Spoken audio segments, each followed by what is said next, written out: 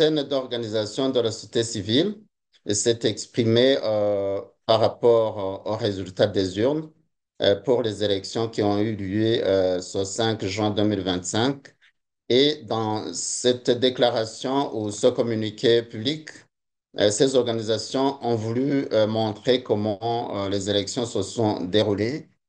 avec des irrégularités flagrantes et cela entache la crédibilité des résultats, mais aussi entache la crédibilité de la commission en charge de l'organisation des élections, à savoir la CENI. Et cela s'est beaucoup manifesté, oui, le jour du scrutin, c'est-à-dire le 5 juin, mais ces organisations sont revenues un tout petit peu euh, aux préparatifs ou à la phase, disons, préélectorale,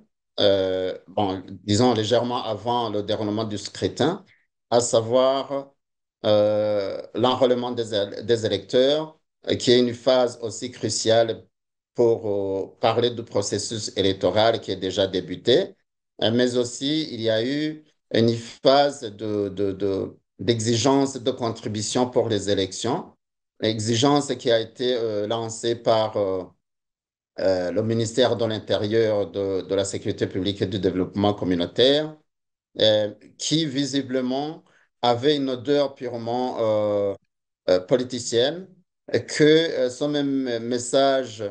d'obliger ou d'appeler ou oui, d'appeler les Burundais à contribuer pour les élections a été relayé par le parti au pouvoir. Et ces deux grandes phases préparatoires des élections ont été marquées par une envergure de terreur, d'exigence forcée, euh, qui visiblement démontre que les Burundais n'avaient pas l'engouement de participer aux élections, mais avec l'usage de la force, les Burundais ont été contraints de se faire inscrire, mais aussi de contribuer par force. Dans ces deux phases, il a été d'ailleurs remarqué que euh, même des services publics privés ont été paralysés dans bien de coins du pays et cela prouve à suffisance, comme je le disais, que les Burundais n'étaient pas vraiment disposés à participer aux élections et c'est pour cette raison que le parti au pouvoir a tout fait pour obliger les Burundais à participer aux élections. En effet, ces organisations sont revenues sur le jour du scrutin et là, c'est là où il s'est fait révéler et s'est révélé beaucoup d'irrégularités qui entachent les résultats des urnes, mais aussi qui remet en doute, qui remet en cause l'impartialité de la CENI, donc la Commission électorale nationale indépendante, qui, sans nul doute, a joué la complicité dans les opérations des urnes qui ont été entachées de multiples fraudes, mais aussi d'autres actes de violence électorale, notamment en ce qui est de la marginalisation de l'opposition, l'intimidation des partis politiques et répression sans précédent des opposants, mais aussi on a tout fait pour museler la voix médiatique que tous les médias qui avaient été constitués en synergie des médias pour faire la couverture des élections n'a pas pu le faire comme il se doit parce qu'ils avaient une consigne, une interdiction de rien révéler avant qu'il y ait des résultats officiels. Sinon, normalement, avec la couverture médiatique, on allait comprendre le déroulement des élections en temps réel et anticiper sur la tendance. Euh, Là aussi, ces organisations signataires ont révélé avec précision les grandes irrégularités, notamment le bourrage des urnes, la violation du secret de vote, là où au niveau des isoloirs, on y trouvait des gens qui étaient là, qui étaient qui étaient mis par le parti au pouvoir, notamment à grande majorité les jeunes Imbonerakure, pour obliger tel ou tel autre électeur à élire le parti au pouvoir. C'est pour cela que on a constaté que dans beaucoup de bureaux de vote, il y a eu 100%, 95, 96, 98% des voix exprimées au profit du parti au pouvoir. Eh bien, beaucoup de partis politiques et coalitions des partis politiques et des indépendants se sont exprimés par rapport à ces différentes irrégularités, en révélant d'ailleurs, il y a eu d'ailleurs un indépendant qui a précisé que même là où il a voté lui-même, il s'est donné une voix, et le bureau a prouvé que le parti CNDD-FDD a été élu à 100%. Donc, il s'est lamenté que ce n'est pas normal que même sa voix a été perdue, comme il a dit à Tini Juigan, General Iwutsi. Donc, il y a eu aussi des pressions et intimidations surtout en zone rurale, et cela a fait peur à la population et cette même population craint sur la crédibilité des urnes et donc